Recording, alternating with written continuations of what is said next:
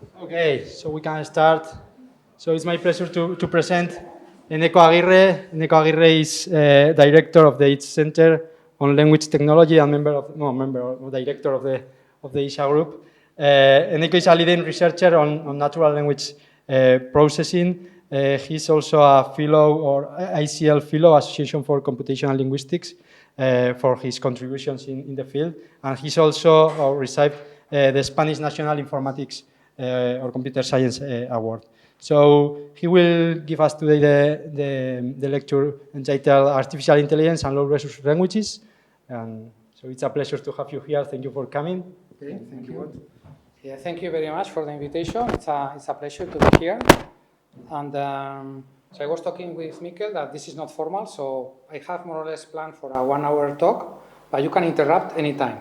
Maybe it's better to do the questions as I go, unless there are too many questions. Then, okay, we'll see, okay? But feel free to make any question, clarification, especially because this talk was intended for people in the NLP community. And so while you're students in the master, well, some other people are here as well. So if you don't get anything, just ask. I'm ready to explain why I say things and where things come from, okay? There might be some background where we don't overlap, so feel free to ask any clarification question, okay? To make sure that you follow, because if we miss it after 10 minutes, then I'll continue to work 50 minutes more. Okay, so this is about artificial intelligence and low-resource languages, and I will tell you which is our motivation. The motivation is that there are more than 7,000 languages in the world. Around 50% are endangered, and in serious endangered situation, and some of them are also in a dire state. So, okay, 7,000, and one can say, okay, in the internet we have everything. There is a dump of the internet called Common Crawl, which has been going for many years, and they just crawl the internet and they produce a dump of everything they find in the internet, and then they classify into 160 languages, only 160. Why? Because there are no classifiers for 7,000 languages, right? For most of the languages, there's no classifier which can identify this piece of text is about this language, right? So here we have 160, and the issue is that with the language you find this Zipf'sian exponential distribution, if you want, where we have English with 50%, right, of everything found in the internet, in the amount of documents. And then we quickly go to 10 times less data, 10 times less number of documents for Spanish. So even if Spanish is a global language, you go then to the internet and it's only less than 5%, right? Then we have Finnish, right, which is 10 times less than Spanish, and Finnish ranks 27. So there are other 20 languages between Spanish and Finnish, right? And then we have roughly 10 times less, we have Basque, around rank 50. So this might be a surprise for you, because Basque we think is a minority language. I'll say something more. We think it's not a language which has a large language community, but in number of documents in the internet, it ranks 50, okay? Which is quite good, okay? Not bad. And then we have even languages which have even less. So Benda is by the Bantu community in Africa, and it's much less. So in the end, we have languages which have 1,000 less data than English, right? So this is Basque, for instance, is in that ballpark. So some people ask, what does it mean low resource? Okay, low resource in NLP have gone through different stages of meaning. Here we are going to define low resource as 1,000 less data than English. Okay?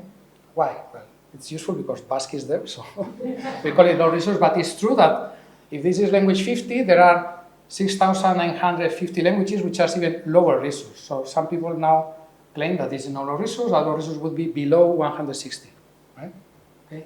But when we started with the experiment that I'm going to show you 3 years ago, we didn't know how good you could do with 1,000 times less data than English, right? That was the research question.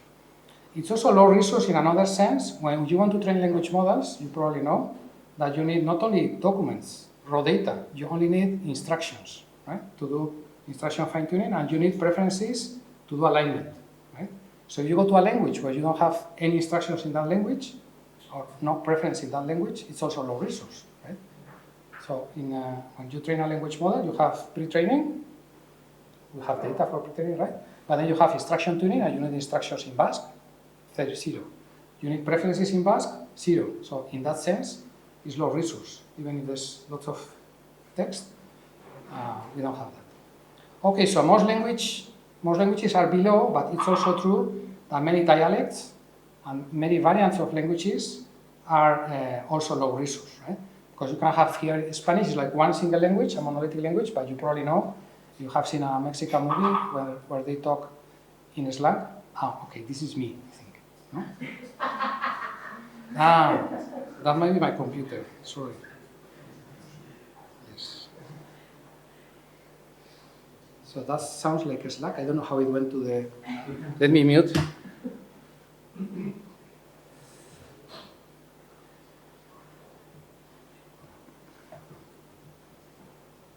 Oops, sorry, 1 second. Well, I said this was informal, so no worries.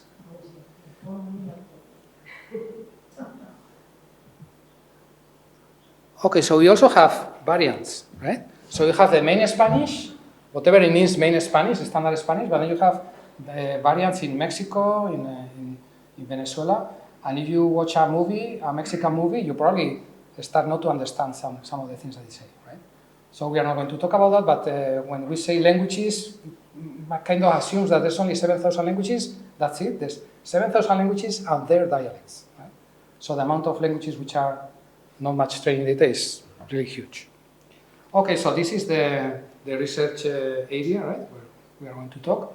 And then there is the problem of language models. So when we started 3-4 years ago to build, even 5, to build language models for Basque, there was a huge gap. So Google, OpenAI, when it started with ChatGPT, all the main big tech, they started to work on language models for English. They were working very well for English, and they were not performing very well in Spanish. The first ChatGPT, if you tried that 3 years ago, was not very good in Spanish.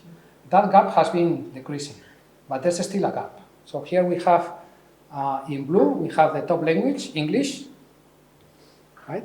And in yellow, we have languages ranking 2 to 20. And there's this gap, you see, in performance. And for languages between 20 and 200, there's even worse, right? So this is important, because if you want to produce a product or if you want to use a language model, chances are that it performs better in English for some tasks than in other languages. So this gap is something which also concerns the languages. Okay, also something which happens with language models is that you might think that Gemini is the 3 Pro, now I think it's 4, so the slides get outdated very soon, but you might think, you see the ranking of languages in English, and you might assume that is the best language model for your language, but it doesn't necessarily. So this is from a talk I gave in a meeting in India, online. I didn't go to India, but I gave a talk about the situation of a language, a similar situation of Basque. And actually Gemini 3 Pro, it's worse than Anthropic for their language, okay? So the language models are not the best in everything. You can have a very good language model in English, but it might be that one is not the best for another language. Okay, so the question that we started to explore 4 years ago was how to obtain higher quality for low resource languages, right? So there are actually three strategies. One is wait for the big tech, right? So you sit and you wait for the big tech, and 4 years ago that wasn't looking like a good strategy, right? The other one is that you can train one single model for all languages, right? As you know, to train a multilingual language model, the only thing that you need to do is to put all the languages in the same box and feed it to the language model, and it learns all the languages in parallel, right? Okay, that would be helpful. That would decrease the gap for all languages, because you do everything, but it's also problematic, because there is this problem that you have this bandwidth of parameters, even if they are many, and not all languages get the same number of parameters, in a way. Or not all languages get all their text in the mix, okay? So the more languages you try to cover, the lower the performance for some languages is, right? So designers of big tech have to decide what to do with the languages, right? So that's one problem if you would like to train a model which performs equally well for all the languages, right? There's the other reason, which is very important. You need millions of euros. We have spent, I'll show you, we have spent around 4 million euros to train our model. We'll see why. But if you want to train it from scratch, it's a major effort. So there you have Llama, which was trained by Facebook, Meta, sorry, Facebook AI Research. They discontinued. And we have some Chinese models like Qwen, DeepSeek, that you may know. And there are efforts in Europe also to build from scratch large language models like Alia, and there's also Open LLM, where they are investing millions of euros, right? Because it's very expensive. Okay, there's another alternative. Let's not do one model for all. Let's see what happens if we target in one specific language, right? Let's say we are interested in building the best model possible for Basque. Of course, we want it to be multilingual, so for Basque, English, Spanish, and everything. But we want to be sure that the course of multilinguality affects other languages, not Basque. That's as good as possible for Basque, right? So this is feasible because you don't need to train from scratch, right? It's less expensive, okay? So we are going to present a method which can be applied to any language. We apply it to Basque, but it could be applied to other language, and the target is to improve one single language. Actually, that's called Lacha, and it's a few days ago. It's available from the Basque Country Government Place. It's a chatbot that you can use in that URL. Okay, so let's target one. Let's target Basque, or you could say anything. For instance, Malayalam, the language I mentioned from India, they have 6 million speakers, but the amount of documents is very similar to Basque, so they have the same problem. They could target Malayalam or whatever. Okay, so let's start to do this. There are several possibilities again. So first of all, we had some research question, right? So when we started 4 years ago, we knew that it was not possible to build a language model just for Basque. So you could build a language model for English, which was high performing, but if you try to do the same for Basque, it was underperforming. Why? Because there's not enough knowledge, there's not enough text written in Basque to be able to understand everything that language models know. Okay? Right? So you couldn't do it just for one language. Okay? It doesn't work. So there's this fact that you need some amount of text to be able for the model to perform well in your language, right? That's the first question. So the other one, we are going to separate two research questions. There are language models which just have gone through the pre-training phase. They are called base models, right? So we want to know whether is it possible to build just a base model, not one that you can chat. Let's say is the core engine of the final chatbot, is the pre-trained language model, is the part which is most responsive to train. Okay, again, there are three possibilities. One from scratch. This is the one that I said wouldn't work. There's not enough past text to train this. Then you can start from scratch multilingual. That's for the projects that I mentioned are doing. And then there's the third one, where instead of doing it from scratch, we are going to take an existing model, right? An open model released by somebody else, and we are going to tune it for it to know Basque, okay? So the first one doesn't work. The second one, this one is ongoing. These are the expensive Alia, Open LLM, where Basque is included. And this is the one I'm going to focus here, okay? And this way we will have the core, okay? That will be the first paper I'm gonna present. And then there's another one where you actually want the chatbot, okay? The previous one is something that you can release and maybe some other scientists or some other companies can use, but nobody else can use because it's just a pre-trained language model. It doesn't know how to interact. You want the chatbot, you actually need to instruct it and align it with instruction and preferences, okay?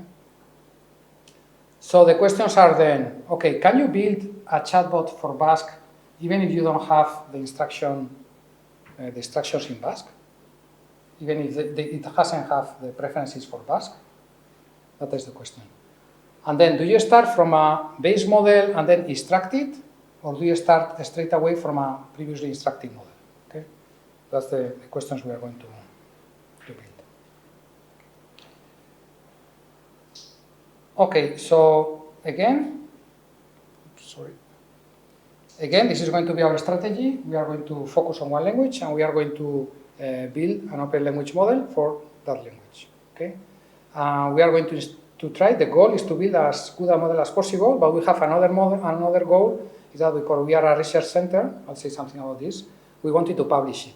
Okay. It wasn't enough to build the model. We wanted to build an experiment, build a model through experiments, and be able to show that the strategy that we follow is scientific and is the best under some circumstances. Okay? So we focused on publishing, and we focused also on reproducibility. So other people could take the same data as us and could train different methods to replicate, and if it is the case, find an experimental method which is better than ours. Okay, so this is the outline of the more or less the hour I have prepared. So the first one is how to build a base model, just raw data. The second one is how can you build a chat, LLM, right? Base model plus structured mass preferences. And the second one is open questions about multilingual LLMs. I don't know if we will have time. So we are a large research center, and we are not only building language models, we are doing other things. So we explore things like testing whether language models not only know the language, but whether they know the local culture. Okay? And then also a technical thing, which I will mention as I talk, called catastrophic forgetting. So that's it. We have time, depending on how much time. Okay, so far so good. Any question? Okay, so this is the first paper. This is from 2024. It's a bit outdated because in language models everything goes really fast. Really fast. Nobody in my field is interested in this anymore. 2 years, that's too old. Maybe the next one I will present, maybe more interest, but things go really fast. And this is remarkable because ACL is our main conference. It's the conference of Association of Computational Linguistics. This is our top conference. This is the venue where all the big tech and all the labs and top universities submit their work to, and where we compete to get our papers accepted. Okay? It's called Computational Linguistics. Something people think it's linguistics. It is not. It's an AI conference. Okay? Although the name for historical reasons is. So it's a la part. If you know NeurIPS, ICML, the top conference in machine learning, this is in quality level is a la part to these ones. And we got the Best Resource Paper Award because we explained how to build the Lacha, and also because we made everything reproducible. Okay, so something I didn't say. Let's start from scratch. So Basque, if you don't know, it has circa 1 million speakers. It's a minority language because everybody knows another language. Everybody knows either Spanish or Basque or French, depending on which part of the border they are. And this might be one of the local animals which will motivate why we call Lacha our model, right? Okay, so the motivation was to explore the ideas I mentioned, and we made everything. We built a corpus. We trained language models up to 70 billion. At the time, and still now, this is the largest language model trained in Spain. So there's nobody else have trained a language model. And in Europe, there are very few people who have gone to that scale. And that scale of 70 billion is the one causing the cost, the hundreds of thousands of euros that we have to train. So 70 billion is really a large number. And the evaluation. Okay, why are these three things important? Maybe you might think that, okay, you build the model and that's it. Okay, it's good, it's bad. The thing is that with the language model, it's very difficult to know whether they are good or bad. There's only one way, one real way, which is test them. So you probably test Claude for programming and say, it's very good. And then you test ChatGPT or Copilot for, I don't know, for 10 minutes and you say, no, the other is better. And you don't continue to test the other. But it might be that you're wrong, because depending on which task you are doing, it might be that for summarization, that's not the best clue. It might be that for producing slides, that's not the best. It might be that translating to one language, the other one is better. So evaluation of language model is a big issue, unsolved issue, because it's very expensive. Every time you produce a language model, you have to know whether it's better or worse. You cannot run it, the evaluation yourself, right? So I'll talk about it a minute. Okay, so training corpus, I don't want to bore you, but it's a lot of work, practical work, not science, but practical work goes into gathering as much text as possible. We gather for Basque 4,000 million, so billions is in the American system, so it's 4,000 million tokens, not words, but smaller pieces, tokens, which is huge. We were surprised. We were not expected to have so many, and now we have a version with double that amount of data, with more data. Okay, so we have this corpus, 1,000 million words, and 4 times 10 more tokens in Basque. It sounds like a lot, but actually Llama 2, the model that we are going to take to teach Basque to this model, right? We take a model which is already pre-trained, and we want it to perform well in Basque. That's 500 times, has read 500 times more data. Okay? So it's a tiny drop in the amount of text that this other model has read. Okay, so we took this llama and we are going to teach it how to speak Basque. So that's the logo. I have to show this slide because otherwise the predocs get crazy. They made the logo, so I have to show this logo everywhere and explain where it comes from. Otherwise they don't pay attention to me. So that's Lacha. So we take a pre-trained language model, right? And we continue training it.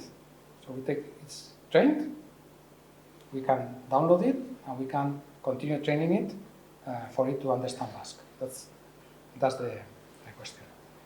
And there is a big problem which is called catastrophic forgetting. The thing is that if you take a language model, even if language models are wonderful, and if you have learned machine learning, you know that if you train a machine learning model for one task, and then with those weights you train it in a second task, it tends to forget the first task. Right? This is a big problem in machine learning, and language models have it. Okay? And this is something that is the most problematic, so because you are teaching a new language, and it's going to forget the other languages, right? It doesn't work well. It's going to forget the other languages, and it's going to forget how to perform things. Right? So this is a big problem, but there was a very easy solution in this case, is that when you take the model and you want to teach it Basque, you not only show it text in Basque, you show it, say,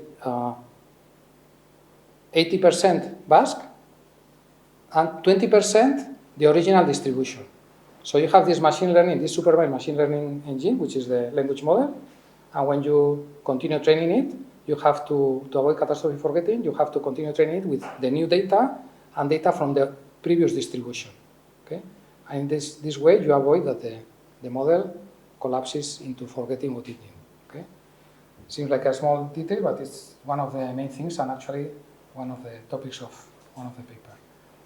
So hyperparameters, we use the same. These are extremely complex things to train, and we couldn't train this. We have 40 GPUs in the group, A100s, and there is other 40 GPUs that we have in the Basque Country for the researchers. We couldn't train it there. We had to ask for a competitive project in EuroHPC, where we were awarded around 1 million GPU hours, which at the price of, if we had used 1 million GPU hours in Amazon, that would roughly cost 4 million euros. Okay? We haven't seen any Europe, right? We just were awarded the 1 million GPU hours. Okay? So Europe has this amount of GPUs, which you can get, but you need to write a very good project because it's very competitive. You send your proposal, chances are that they will say, no, this is not good enough, you need to submit something else. But we were lucky and we got 1 million hours. Okay, the training went excellent. So contrary to machine learning, usual machine learning, this is the loss. And you can see the small ones, the 7 billion latcha, the 13 billion latcha, they go smoothly. But with very large language models, 70 billion, it starts to show some hiccups. You see those? So we panic because we are checking, but this is normal when you are training large language models, and even big tech, they have to babysit the trainings. They have somebody 24 hours checking that all things going right. Because you have all these hundreds of GPUs to train, and if this happens, you need to act and do something, okay? But this is normal. I didn't say something, sorry. in this project, it's very important that we have Mikel Artetxe from Reka, right? Why? Because in academia, very few people in academia know how to train large language models. Why? Because it's mainly the big tech, right? But there's also some startups, and we were lucky enough, Mikel Artetxe had been in DeepMind, had been in Meta, and he co-founded a company called Reka, which is based in the US, and they are making language models. So he's 20%, he's in our center, and he supervises PhDs, and also he advises us which direction to take. Right? So, for instance, when I saw these laws, I panicked. I said, okay, something is wrong. He said, no, this is normal. Large language models, you see these spikes. The loss going, after 1,000 steps, the loss goes even higher than the first one. So these irregularities are okay. Okay, so training went fine. Now evaluation. How do we evaluate? So there's a problem with evaluation because researchers usually are lazy, right? They don't have the funds. So you want to evaluate, so you are building the model, and now what do you want to do? Imagine it's a team of 4 here, 4 or 5 people. You just want to test it, right? Test it. You don't want to spend time building the test, okay? But that's, as I said, that's a big issue. For many languages, what people do is machine translate the test, right? For instance, you have a reading comprehension dataset, and here I don't, okay, sorry. There's other datasets where you actually use machine translation to translate the test. Imagine document classification. You don't have document classification in Basque, so you just translate an English dataset. That's an error because there's some noise, and actually it might show you results which are better than the real data, because it's noisy translation. Right? The other option is to translate, but this is also problematic because when you translate even by hand, which is usually machine translated and then corrected, there are biases, hidden biases in the language of this translation called translationist, which might also make the results not reliable. Right? The only reliable thing is that you produce your own. Right? So we did a big effort. We have language proficiency from exams, reading comprehension, trivia, and public examinations, all native Basque documents and Basque questions. Okay? This is really important and a big effort. Okay, this is one from Basque proficiency. If you have ever done a C1, the exams for getting a C1 in English or in Basque, you probably will get questions like this. So the task is that you make this question. Upon entering in a restaurant, you say to others having lunch, and the model is to choose A, B, C, or D. Right? That's the test. Okay? So ours is original in Basque. Actually, translation. This is one of the problems. I translated this, and it might not be. When I show this to English people, they say, not sure this is correct. I say, okay, welcome to the languages where you use data sets, machine translated to other languages. Right? Okay, so this is the kind of test that we do. Okay. Okay, so what we did find? At that time, remember that we were wondering whether it was possible to have a high-performing language model for Basque, right? It was open. Okay. So let's see 3 things. Well, the first thing is the effectiveness of continuous pre-training. Okay. So here we have.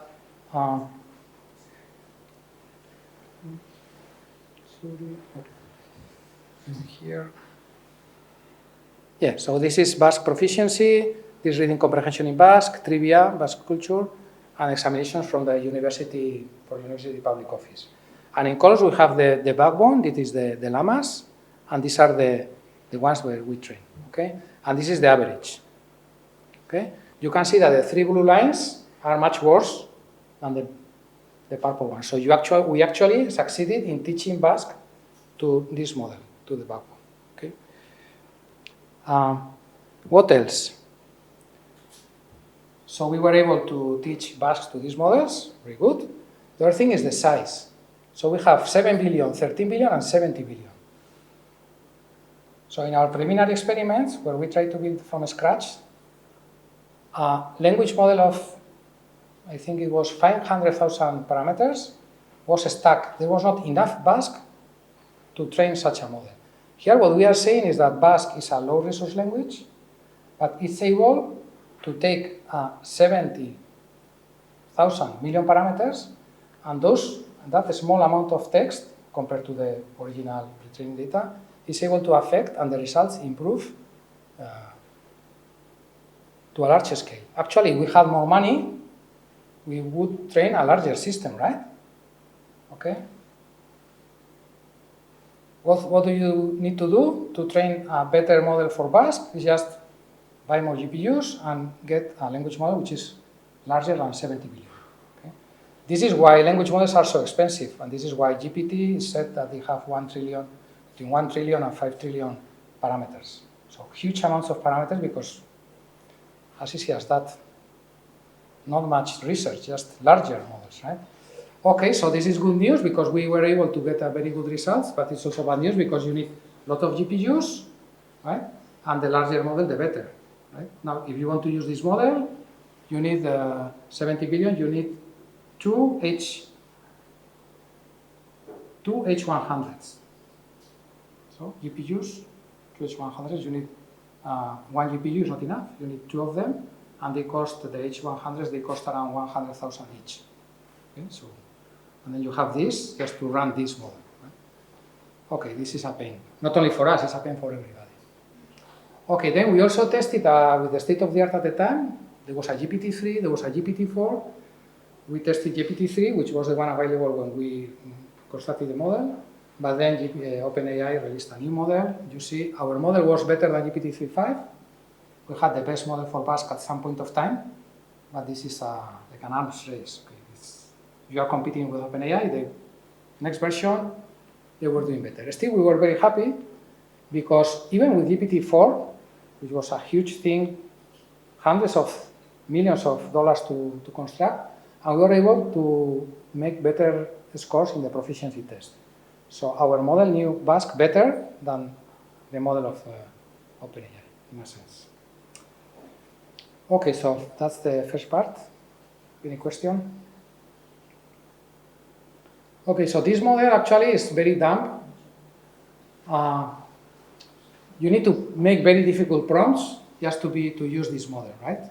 This kind of models you never see unless you are a researcher. Yeah? So actually, the models that we see, they have some instruction tuning and preference alignment.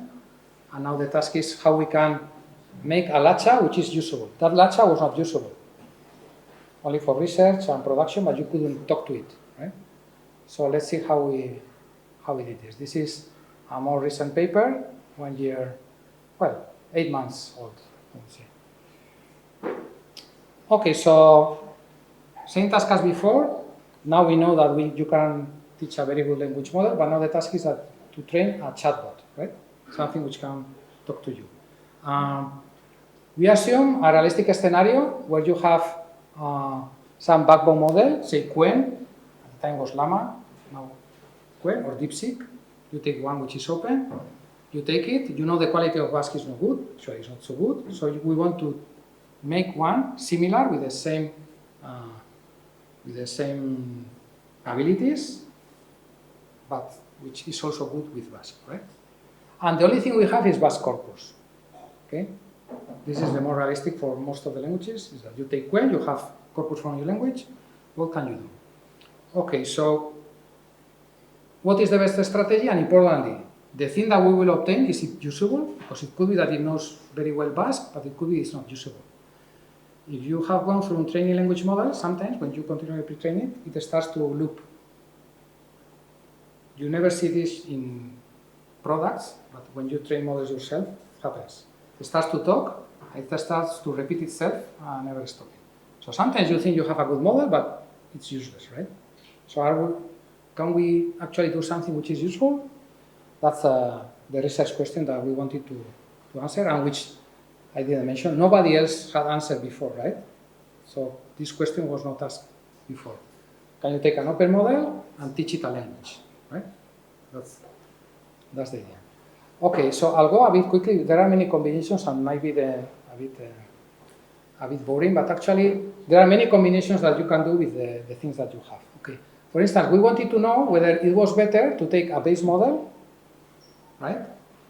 a base model in English, teach it Basque, and maybe then teach it to follow instructions and then preference tuning. Why? Because that's the steps that the big tech take. First, pre-training, and then instruction tuning and alignment. 3 steps, one after the other. So we wanted to check whether that was the case for Basque, right? We had 2 backbones, the base one, here, and the instructed. This is the chatbot, right? This is the one we want to get in Basque, but we also have this one, okay? Okay, we have corpus as before. We actually reused the very same one. And now, by the way, we are using Llama 3.1. It was 1 year later, so this is the last Llamas that Meta produced. You know about Llama 4? No? You don't follow, you probably heard. Yeah, what do you hear? Llama Scout and Herriko. Yes. And what happened with Llama 4? They did a mixture of experts. They don't work really well. So it was a disaster. Facebook disbanded not Facebook, Meta disbanded the team doing this Llama, and they have now, they fired. They left. People earning many zeros, they left, and they attracted another people called, now they call it superintelligence lab.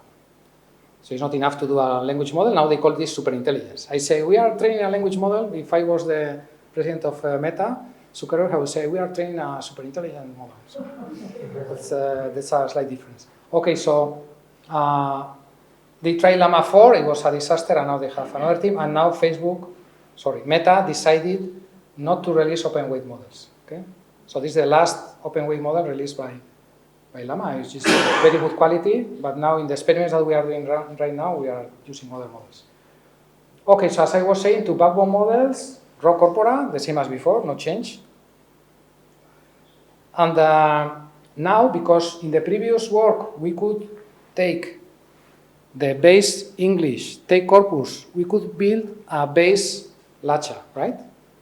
The thing that we did before. So this would be option 1.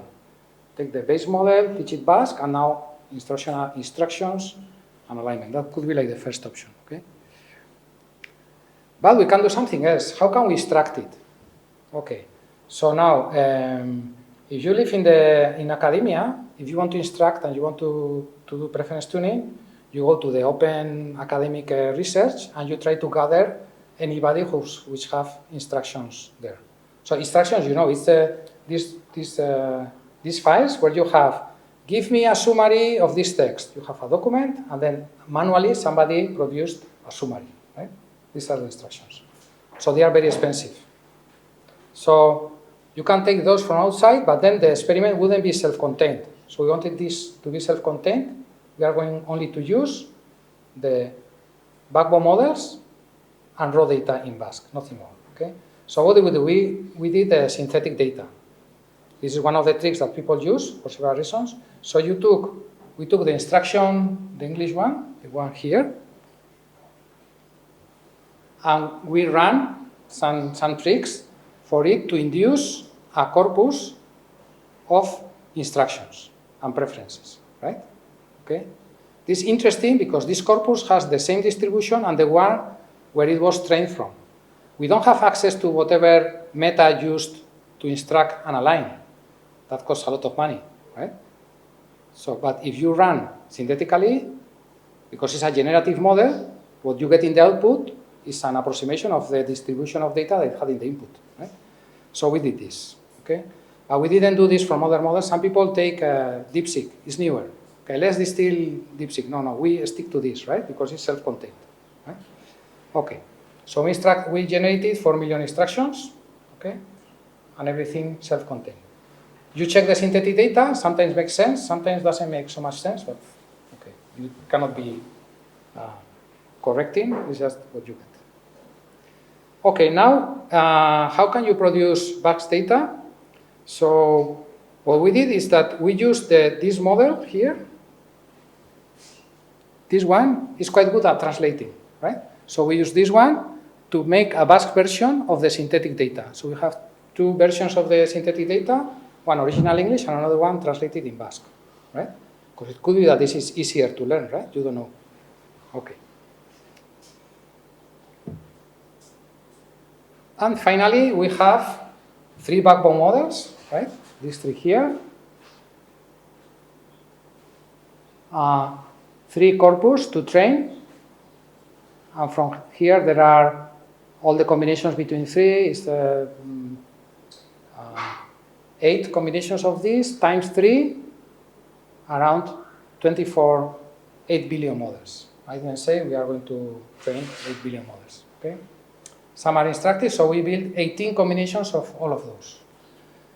8 billion models are quite large. There are research teams which are not able to train more than 8 billion models. So we could have done this with smaller models, but the problem is that what you learn with smaller models doesn't always apply to larger models. This is this pain that we saw, right? The larger you go, the better. So we had to train 8 billion models, which was very costly. That was the larger we could. Again, we had a Euro HPC grant. The first year we had 1 million euros. Second year we had, 1 million GPU hours. Again, we got 1 million GPU hours. And we also trained the 70 billion model. Okay? So 18 8 billion models and 1 large model using the best recipe. Okay, so now evaluation. We ran 2 evaluations. First, the static benchmark, something like the ones before, right? We extended the amount of benchmarks. Actually, we had now we have some invited talks in other countries because they are asking how us to tell them how we build all this evaluation data. So this is another field, which is how to build evaluation data for language models. And Basque, relatively speaking, is one of the languages with most evaluation data right now. Okay, so we did reading comprehension. Now 1 year later, maths and reasoning was starting to be important. Bias, the typical thing about women, men, or race, ethnicity, whatever, and also safety. Whether you ask it, let me know how I can insult my kid in the school. So there's some tests that you do for it to behave, right? So not only common sense, linguistic competency and knowledge, math and reasoning also, bias, safety. So we have quite a comprehensive list of tests to see that they are behaving well in Basque. Okay, but we also did a human evaluation. Why? Because this is a chatbot, right? And it was not sure, nobody knows until you see the model whether it's working well or not.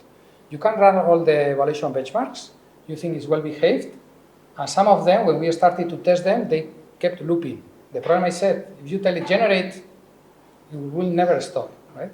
If you just use it to tell you the answer, A, B, C, or D, very good, right? That's the benchmarks. But the generation quality, you actually need to have a look, okay? So we did an arena.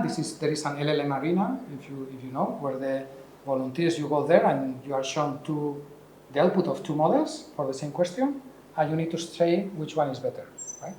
And then they're ranked using chess players.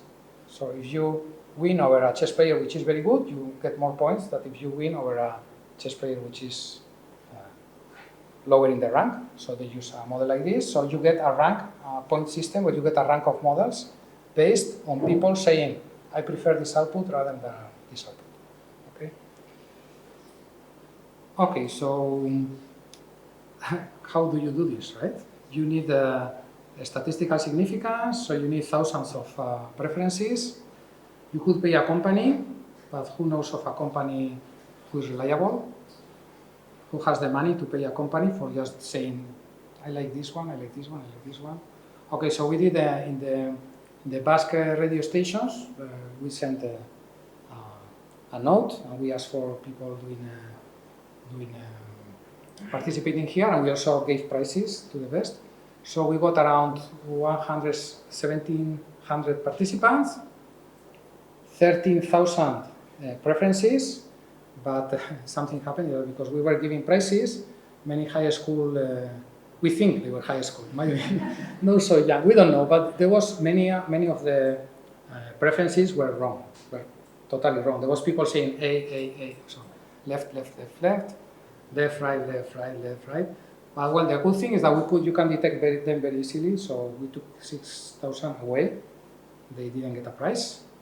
And so we got around, okay, so that we had 20K and we got 13K. Okay.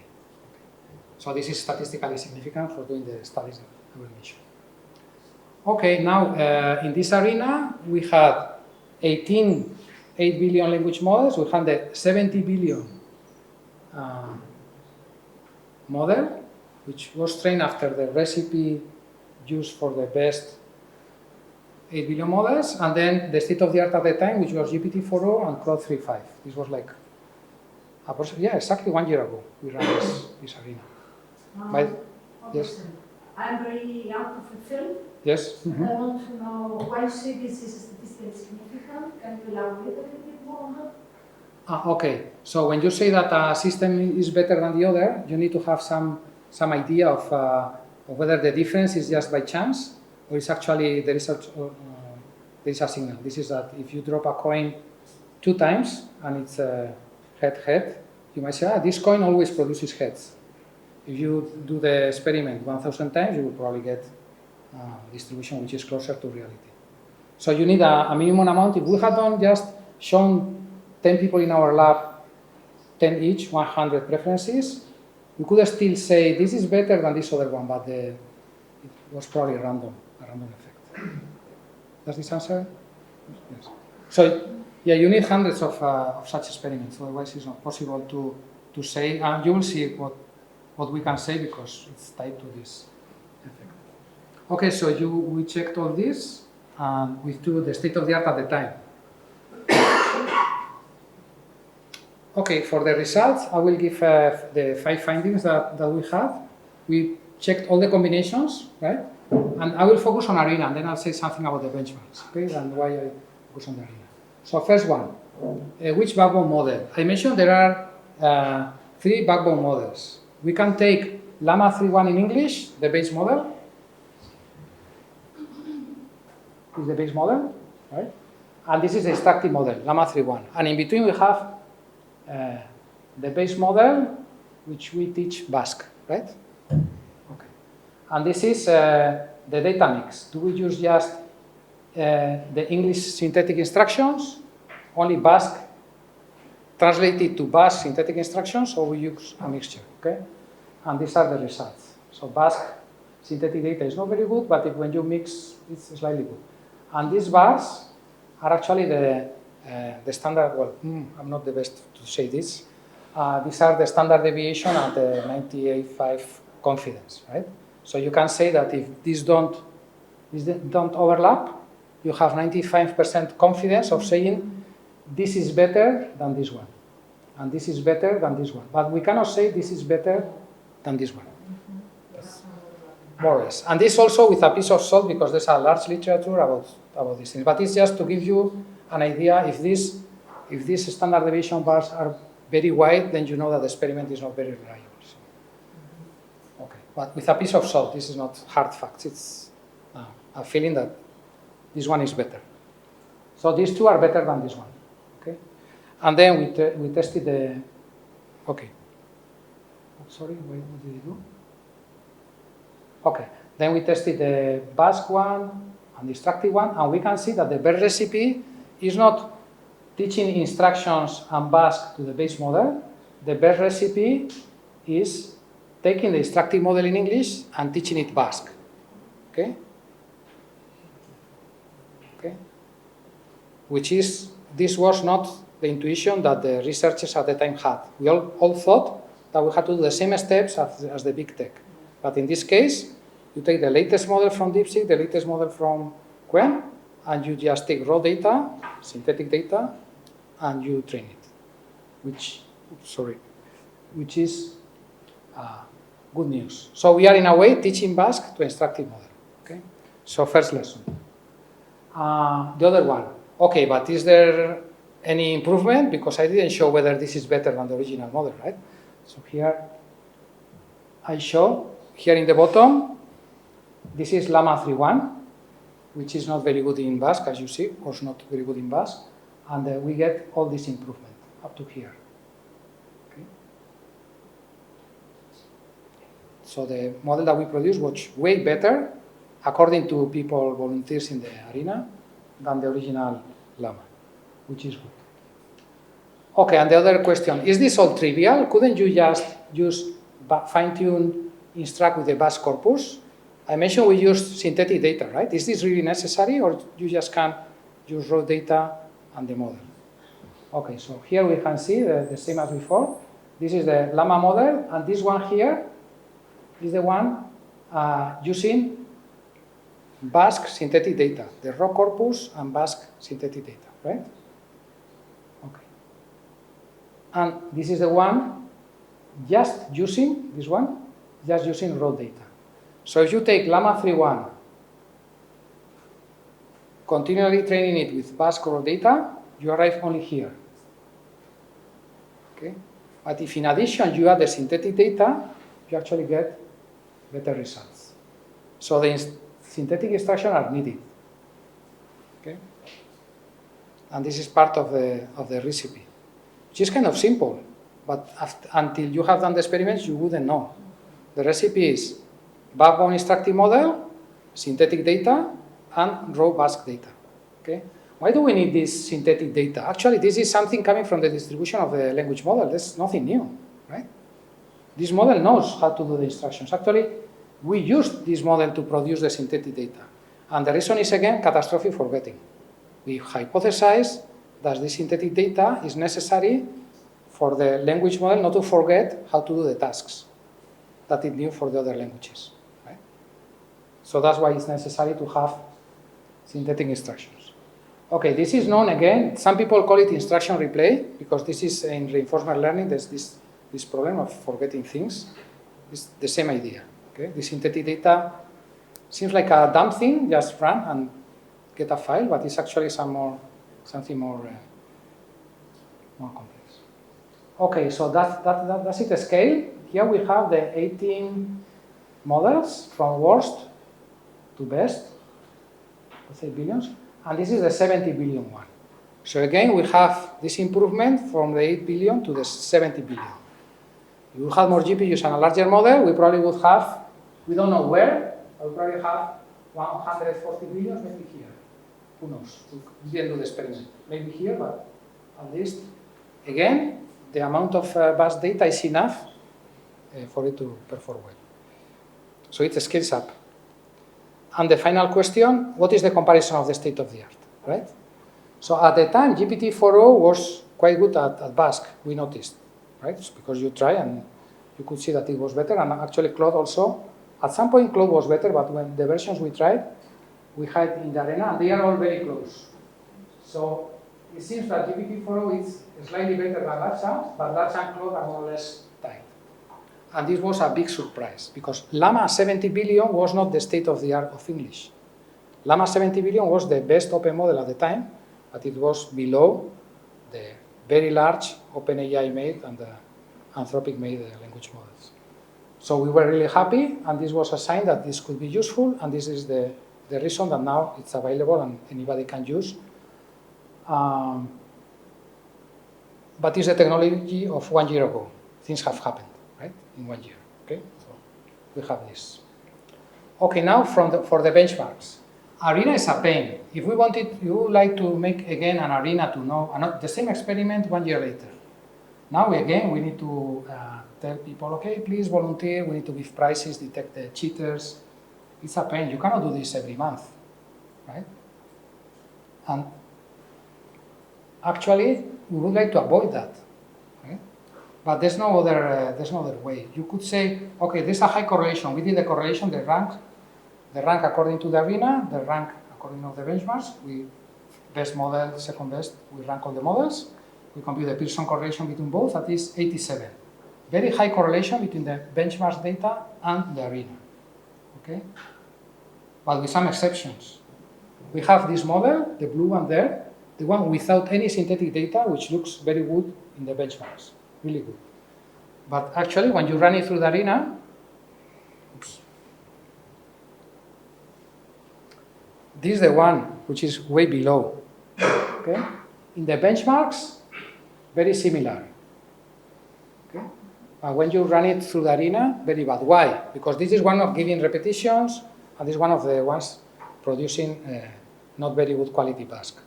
Okay, and you cannot see this until you actually, so you cannot detect this until you actually see this. And this is a big pain of producing language models. Actually, doing this arena delayed the paper 3 months. So we missed a deadline because we were waiting for the arena. And it took us 3 months. We had everything ready except the arena, and 3 months. 3 months in our area is a world. Okay? It was a pain. Everybody was in the team, there was people saying, okay, yes, we need to evaluate very well. And there was some others saying, okay, no, we have enough material for a paper, it will get accepted, forget it. 3 months is a lot. It's a big effort of not research, but it's necessary. With language models, you have to actually see what they are generating. Okay. The Yes? evaluation here includes only like Basque-related questions, something like that. It's like, or remaining questions about any range of topics, like coding questions, something like that. No, actually, it's 3 questions. So when you join an arena, you can make the question you want. Yes. Any question. It's in a Basque. single prompt, single answer question. Yes, There's yes. no- Single prompt, single answer. You can make it also longer, but oh no, wait, I'm not sure. I'm not sure if we did single prompt, single answer, or some of the experience was, no, actually it was several prompts. You could have a conversation, yes. And have you checked, like, I would be just like curious if maybe there is like a bias of people that have applied to test a Basque model Yes. are trying harder Yes. to just Yes. do like Basque-related questions Yes. compared to. Yes, evaluation is very hard. Even LLM Arena, so I don't know if you know LLM Arena, but well, now it has changed a lot. The last year, there's other things that big tech take into account, like agents and other issues. But the LLM Arena was an academic thing, but they started to do previews and they started to fund LLM Arena. So big tech, before a release, they would show their system to people participating in the arena. There's millions of money involved, right? And there was this problem that we all mentioned. Most of the participants to LLM Arena are researchers in language models. We have a bias, right? So you say, there is a bias? Probably there is, yes. But this is the problem of evaluation. The perfect evaluation is very hard. It's very, very hard, because any population you take, there might be some bias.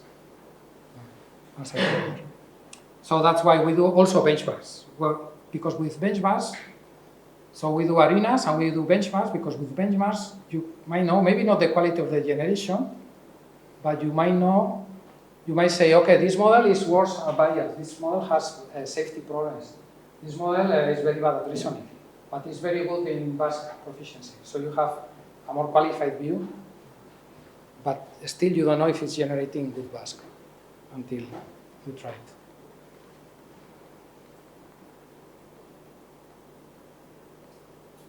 Okay, so yeah, so that was it for this part. So we were able to produce the best open language model for Basque. That was 1 year ago. We have improved it a bit, but now we are starting other sets of experiments. And this is still the best open language model for Basque that we know of. And I say open model. So Gemini, Claude, and GPT, they have excellent quality in Basque, which nobody knew 3 years ago. You go back, and we were very worried about this, because language like Basque, if it doesn't have very good tools in the language, it's a minus for the population. People will start to use in Spanish, or in some countries they were worried. Countries like Finland, Denmark, Iceland, they were really worried that their young people will start to use all these tools in English. So there was a worry, but no, now closed models work fine. Very good news for the Basque people, not so good news for us, because we were competing with them, but they are doing a very good job. Still, it's the best open language model. At the time, it matched Claude 3.5 and close to 4.0. Now, as I said, GPT-5 and the latest version of Claude are better. And it's usable. Again, fully reproducible science. This is what has been published. All the code, models, and data is applicable. And you can apply it to any language and to a new backbone model. We tried this with Llama 3.1. And so, okay, sorry. Okay, yeah, so it's possible just with a language like Basque. You can build a high-performing language model. That's good news. The key is avoid catastrophic forgetting. And there's one could say, okay, you did all this work and you just have 2 papers and best open model for BAS, but it's also closed. But there's something which is really good. Is that with this technique, you transfer all the skills for free. So now if we apply it to a model which knows reasoning and knows how to program agents, or knows how to program, all the knowledge is transferred to the new model, right? Everything the backbone model knows comes to BAS, right? So this is really important. Also, they are safe, and it seems that also it's multilingual. So we teach it BAS, but it doesn't forget the other languages. It's very important. For instance, we have been using for translation and process. And something which is very important is that we build a very strong large language models building team. Because working with large computers like the supercomputers in Europe, like Leonardo, Jupyter, Mare Nostrum 5, is very different from running your experiments in your own space.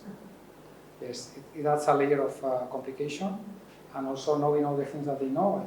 We have a very strong team, which is not very common in Europe. It's more and more common, but it's still not very common in Europe. There are only very few places where people is working with language models of this scale. And this is an asset we have. Okay, what are we doing now? We are working very hard in reasoning and reinforcement learning with verifiable rewards, which is like this, what happened the last year. And also we want to increase the quality of linguistic insights. And more things, we are making it work with speech. So instead of having a model where you talk, transcribe, run the language model, get the answer, produce speech, we want a model which does this in one go, right? And our experiments show that thanks to when you do this in an integrated way, the quality of the speech recognition is better than the original one. So there are some additional benefits. And also retrieval, for course, machine translation. We are trying to improve machine translation. Also, we have a team on multimodality, working with images and text, where the language model is multimodal, as you probably know. The new versions, they can take in the input images of documents or of real life and answer them, and reasonings and agents. Okay, so you can try it for yourself. That's the version that we have in our own computers. And there's also the one in the Vasco government. The one in our computers, you have the regular chatbot. And also we have one for translation, which I think it's really, this is the one translator that I use. It's very good. You can translate from any language to Basque and other 7 languages. And works really well. And you don't send your data to a multinational. We don't just forget about this. We don't keep copies. Okay, I wanted to say something else. Okay, I said 1 hour, and now I've been talking for 1 hour and 5 minutes. So let me say something more. This may be not so interesting for the students, but having open models is very important for the sovereignty of AI in Europe. This is actually one of the main problems. There's many problems that Europe has to compete with the States and China, but one is that unless we have open models that we share among us in Europe, they're not going to be able to compete, because these models are the foundational models where everybody else can do their own improvements. Okay? So on this, actually we are organizing an Open Models Basque Day in 1 month with the Basque government, because we want to promote the industry to use open models, not only ours, but any open model in Europe. And there's people coming from Europe to promote this. This linked to the recent, I don't know, in 1 year, many European politicians realized that if Trump switched off Claude, OpenAI, Copilot, and Gemini, what are European companies going to compete with? So they are in this. Okay, and I think I'll stop here. I have more slides about what do LLMs know about local future and understanding catastrophic forgetting, more mathematical, but I'll give the slides, and if somebody wants to ask, I can show, but I think I talked for 1 hour, so I think better that I stop now. Okay. Thank you.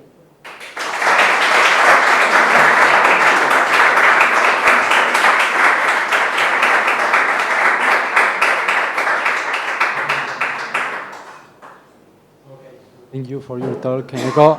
Is there any question there? Yeah.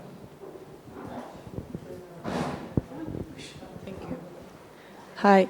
I don't know if it makes sense, but have you tried or have you thought about, instead of getting a huge LLM and instructing it in English or in Spanish, about like in a chatbot, you get a prompt in Basque, use or even improve a translator, maybe an already existing one, or fine-tune or whatever, and then that prompt in English make the most of an existing model, then get the output in English and translate it again to Basque. Have you tried it, if that works similarly to your... But is this for, okay, this is the main chatbot, right? So you say, Yes. the Lacha could be behind the screen. It could be doing first machine translation, there run the English one. Yeah, the quality is worse. Is it? Okay. Yeah. So something which we have learned with deep learning for sure is that end-to-end works much better than a pipeline. Because in a pipeline you have any error in the machine translation might confuse the language model, which might produce an answer which is further wrongly translated. So in a pipeline such as this, you have a multiplication of the error. Yes, but also you could like get a better answer from the LLM, no? In English. So in practice, not. Okay. Thank you. We have done, so I don't remember if we have hard data, but we know that this is not working. Okay, okay. It's just the first thing I thought when Yes. when I read the paper in Basque. I thought maybe they translated it first. Okay, thank you. So some people, it's linked to your question, some people have tried to do this with the instructions. So you take instructions in English, where you teach the language model how to do, how to write emails, how to do summaries, whatever, and then they take the instruction in English, which exists, and then translate them to other languages. And this is something which more or less works, but our method is better. Thank you. Hi, I was wondering, has there been any research done to understanding like the performance of the model for not Euskara Batua, but for the Euskalkis or something like that? Because I know the benchmarks are for the EGA or like some exams like for HiTZ or something like that, so it's usually Euskara Batua, but has there been any research done to how well it performs for other Euskalkis? Yes, we are running some tests, and again, the problem is evaluation. So there are two sides of this. One is how are you going to evaluate, and now you need to find native speakers of the dialect, of the variant of Basque, produce the evaluation set, or join them in an arena, and they test it. So Lacha knows, well, all these models know some variants. I mentioned that they are usually, they cover 70, well, they cover the main languages, but they also know, they also are able to produce variants. The Vizcayan dialect is the one which we think is better covered, but it's probably because of the size of text. And if you go to Xuberotarra, the amount of text is less. But we don't have hard data, and we are actually working on this. But so surprisingly, if you type in your dialect, it's going to understand quite well. It's easier to understand and reply well than to generate correct dialect. Right? So there are like two tasks, understanding and generating. Understanding is always easier for the language models.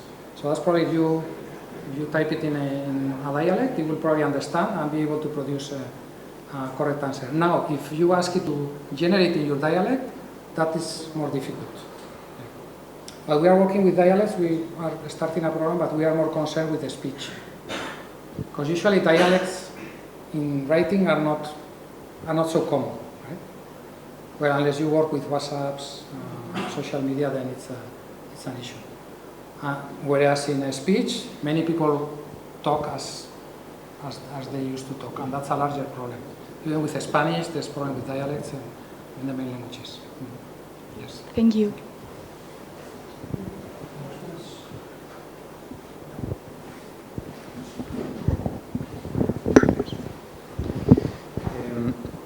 I had a question about the arena scoring that you said you were using. there was some perverse incentives in terms of people answering just to get the monetary prize. Have you thought about how to prevent that in future iterations and how to improve those results? So, well, actually, the fact is that it was very easy to detect them, so we just took them out. That was easy. Just because they tend to answer a single they were not very answer. clever. Ah, okay. So it was easy to clean up, yeah? And usually some of the questions are repeated. People tend to do same questions. So actually, when you participate in Arena, the most difficult part is thinking of what to ask, right? Because you have a blank screen and you need to say, okay, let's test these language models. And you say, okay, what should I ask? So people who are lazy and just want the prize, they tend to not produce interesting questions. So it's very easy to understand. Now, if somebody wanted to trick it, they will probably need to think more than actually doing the task. So doesn't seem, in real life, doesn't seem to be a problem, as far as we know.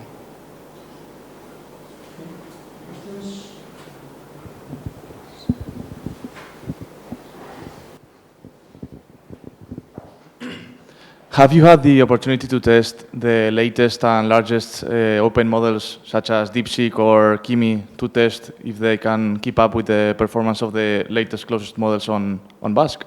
Or do you think if not the performance on these most difficult and not popular tasks are below closed models? Thank you. In Basque? Yes. Okay. So this is another pain of our field, is that every time somebody releases a strong model, they ask you, is this the... this is a very good question, I'm not... But they ask you, we haven't tried, because we cannot be testing, we are a research center. So we have some feelings. For instance, the largest DeepSeek, the new one 2 weeks ago, no, 1 month ago, I think, DeepSeek version 4, I think was the 1 trillion one. Apparently, when you test it in an API, because if you want to fit it in your GPUs, it takes like too many.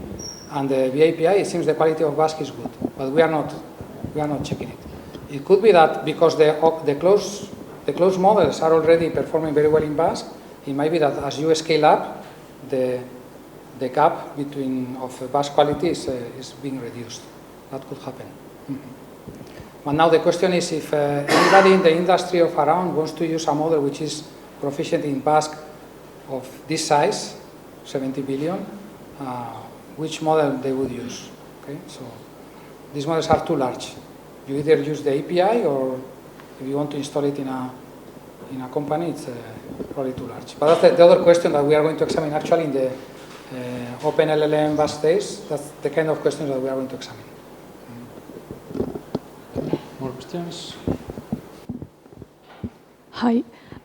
Since you said that evaluation is kind of a big bottleneck in these kind of tasks, I wanted to know what's your opinion on using other LLMs as a judge in these kind of tasks? So, very good question. I didn't mention anything because we are a bit frustrated. So, 2 years ago, we started to look for good judges in Basque. We have not found. So, we have a test, because we have these preferences, and also, I didn't mention, but we actually had some money from a project to actually collect instruction in Basque and preferences in Basque. We are receiving them now. And the quality of the judges in Basque is not very good. The problem with judges is that, again, it's an automatic thing. So depending on whether they are very good judges of your task, then you can use them. But if they are not very good at the task that you are judging, then they are not very useful. It's even more than that. We were hoping for the judges to be very good, so they could be used to improve LACHA. Because if you have a very good judge, reinforcement learning, and you improve LACHA.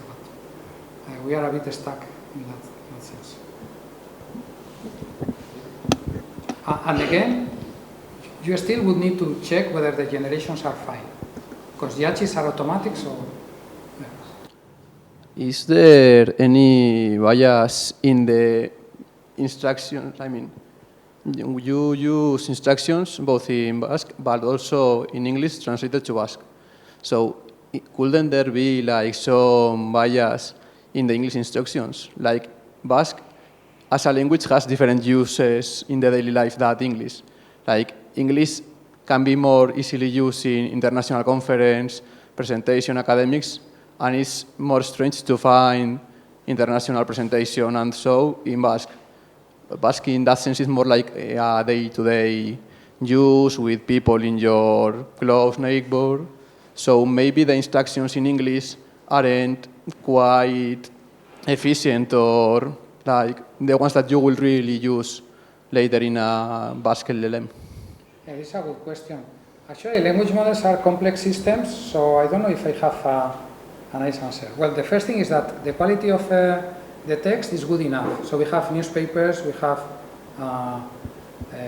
many people in the Basque country put their text on the open in the internet, so you can use them. Journals are all common CC0, so common Creative Commons 0, and there are some journals, not journals, magazines. So that's very high quality data. It's that the Basque that we get is not low quality Basque. There's another thing is that the low quality Basque doesn't harm the quality of the generation. But this is subtle. Language models are really good. So you introduce lots of noise, and actually we thought, okay, we will need to remove some part of the Basque data which is low quality. But actually it's more subtle than that. It doesn't harm the performance of what you are generating. We have a research paper on that question. So it didn't. And then in the translation of the instructions, that's only for catastrophic forgetting, because most of the Basque it learns is from the raw data. And relatively speaking, the 4 million translations of the instructions are a small part of the other. Now, there could be biases, for sure. So analyzing language models is also a complex issue. So there might be some biases which we have not detected. But we have tried hard. For instance, one of the things that we thought is that Lacha would have a tendency for using Anglo or Spanish kind of expressions. So we had linguists checking out the generation, trying to find the kind of error that people learning Basque does, right? That was like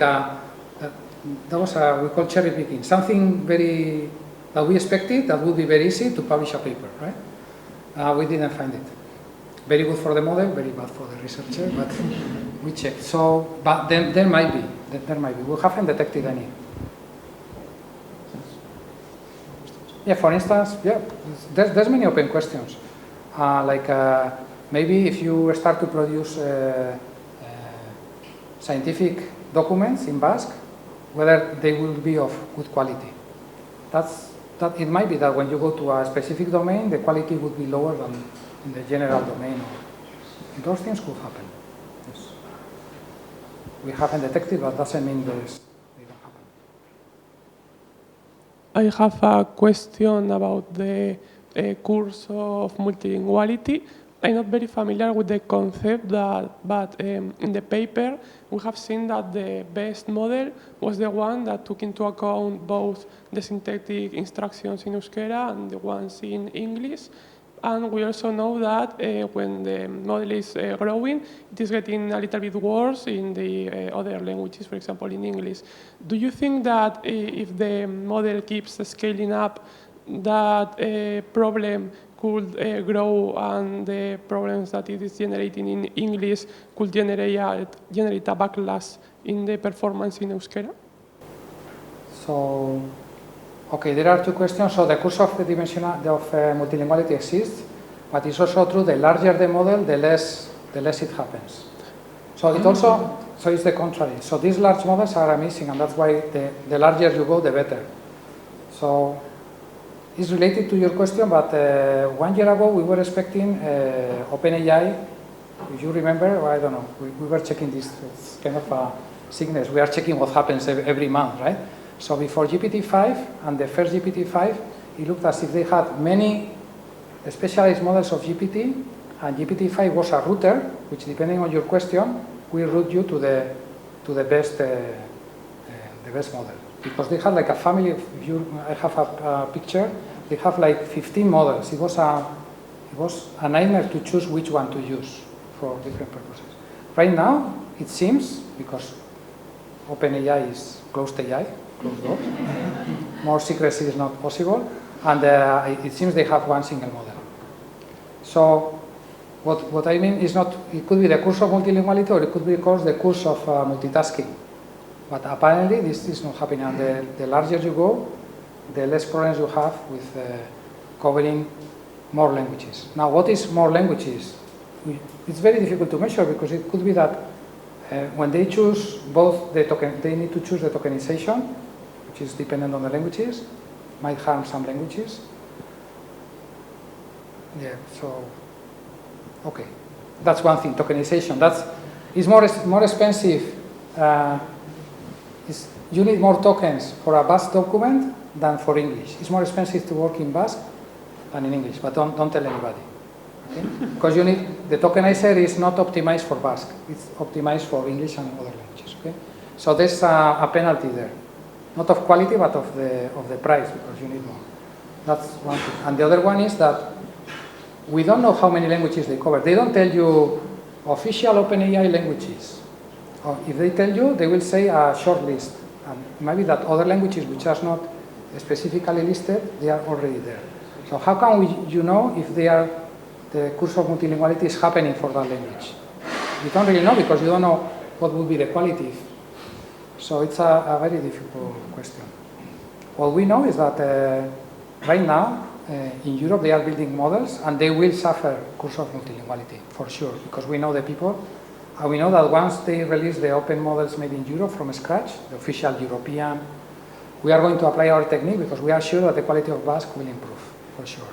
We don't know with OpenAI, because they are huge, but the sizes of the models that are going to be trained in Europe, they will suffer from this. Thank you. I'm not sure I answered. Yes. Maybe too many things. Okay. Yeah, thank you. Questions?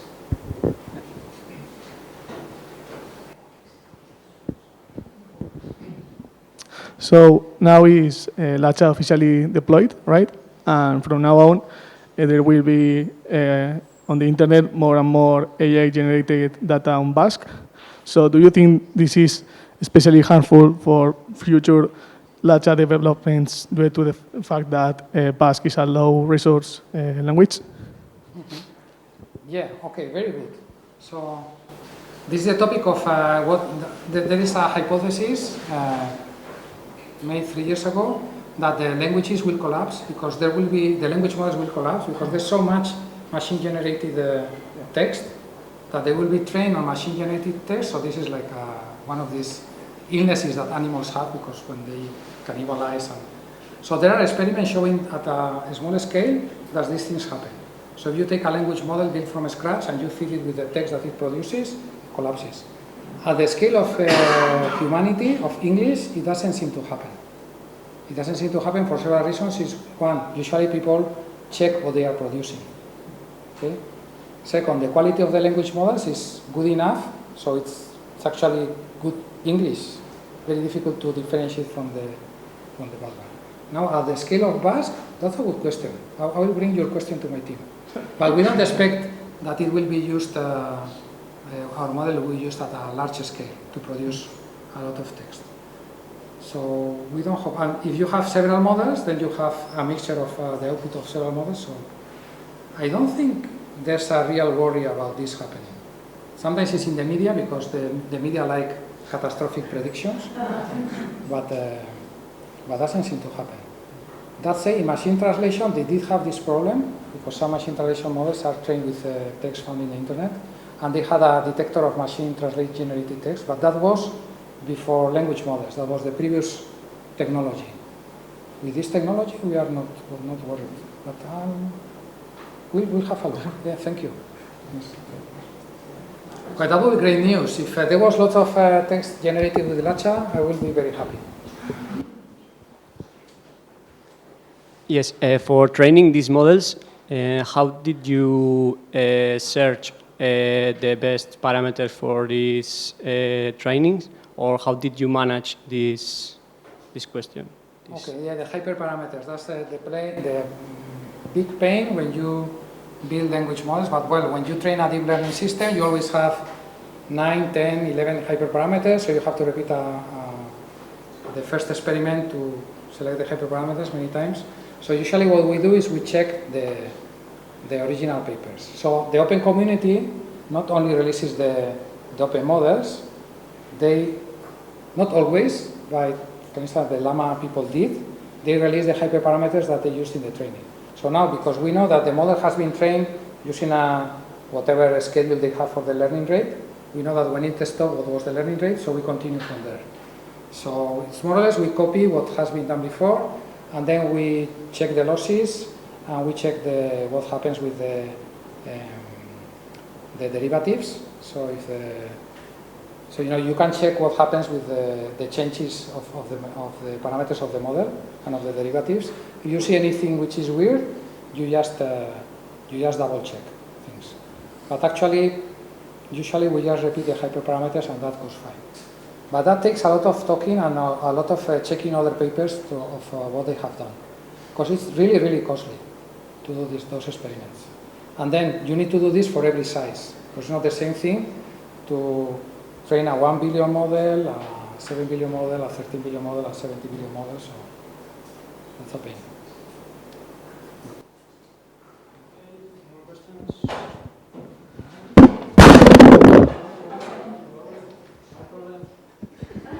Works. Okay. Yeah, I have a few curiosities maybe from my part. So, how much does it cost having Latcha open now each day? I mean, in terms of money. I don't want to know. I don't want to know. So we have 2 GPUs with Latcha, and we started to use it for internal use because we started to use it. So when we are developing new Latchas or new variants of Latcha, say for machine translation, we have internal copies. And once you have a GPU with your model, then it's the same cost as having one for 10 people or having one for many people. So it's the same cost. There's the electricity cost, which is managed by the university. I don't ask. Maybe one day they come with a big bill. And then there's the version hosted by the Vasco government. They bought, so we started to talk about this 1 year ago. They started to buy a set of GPUs just for this. That's expensive, and they are paying for the electricity. But again, I don't want to ask how much, because maybe they say this is not this is not sensible. Like we have all this money just for one model. I think so. It's very difficult because of the electricity cost. Okay. Right now, we don't expect many people using it, but if it was scaling up, the use of then the electricity cost will start to hike. Okay, and then you say that this is going very fast, no? So your model from 9 months ago, maybe it's outdated. Yes, yeah, it's outdated. Yes. So and you spent like 2 million euros this year, 2 million the year before. So does it pay off to do this each year, or it would be better to stay to wait? I mean, maybe use 4 million in 2 years. So that's a very difficult question. We actually didn't spend so much actual euros, right? So this is, of course, those GPUs were sitting there, so we used them for our experiments. So, but actually, somebody asked, not now, but 2 years ago, is it worth in Europe to make language models if all of them are going to be not competitive with the American and Chinese? Then that's a very difficult question. So how much does it pay off to spend this money? And then if you wait, Europe will know nothing about language models. Yeah, so of course. I think this is an investment in Europe to have people who's able to do these things, because otherwise the companies here are not going to be able to compete with foreign companies. Yeah, I agree. And then you said also that the larger the model, the better the result. So do you think that is there anything more than just using bigger models? I mean, what are the key points when learning LLM apart from this? Okay, yeah, there are many. I didn't go through them. Yeah, there are many. So for instance, if you want to have a good reasoning model, well, actually DeepSeek and Kimi, they are very good because in the reports they tell you everything. Not everything because you don't know the corpus, the data that they train on. Probably because they use data that cannot be disclosed, probably for many reasons. But that's the rest of the things they mention, and it's actually the recipe is getting more and more complicated. So every month, and we have these contacts in the industry, and so we have a colleague who did a PhD with us, who is into another company called Cohere. He's the co-lead of post-training. Post-training is a thing, so you have pre-training and you have a lead of pre-training, many millions spent there. You have another lead to do the post-training, so the one does the pre-training, hands it to the post-training team, and they do their things. But now it's not only post-training, you have mid-training, because if you want a model to be very good at reasoning, they realized that it's very good to have the reasoning traces used in the last reinforcement learning with verifiable rewards thing in the pre-training. And also we realized, and this is something that we have also done, that if after training the whole thing, you do some steps with the best quality data that you have, the quality of the Vasco improves. We don't have hard proof, but we actually do that because we know that the other companies do. So they have a lot of data, but some of it they save for the final steps. Okay. So, and I could go because there is more. But for that, it's very good. The Kimi report and the DeepSeek report, maybe outdated already, some of them, but the last time I checked, they give many details about all the tricks. Okay. And this is a pain because I know the people training the large European models, they started 1 year ago, and every time they read a new thing, they have to go back and say, oh, we didn't do this, okay, for next time. Yeah. Yes. Yeah, sure. Okay. So any more question? No? Last question? You say that this technique that you used with LLMs, you can use with any small language, but do you think that with a minor language with a distinct alphabet, for example, the Cyrillic one, it can be used, or it will be different because the tokenizer is completely different? Yeah. So that's a very good question. So the tokenizer is one of the most sensitive parts of the LLMs when you go to a language which doesn't use the Latin script. Right? So modern tokenizers usually are prepared for many languages. So right now, if you have a language with a different script, you know Unicode, there's an encoding for characters, so it understands Unicode, there shouldn't be a problem. There might be some penalty, but it might not be a problem. It might be that if you use exactly the same recipe, the quality, instead of being the quality of Basque, would be a bit less. That can happen. But there's many people working on that. We had some visitors from Asia working on tokenization, and usually the results is also good news and bad news. When you try to tackle the tokenization for these different scripts post hoc after you have the model, you don't get much better results. What you get is cheaper tokenization. So the same sequence of the language, of the script in the language, gets tokenized in less tokens. That you get, but better quality, not really. Okay, so I think it's enough for today. So thank you very much, Eneko, Okay, for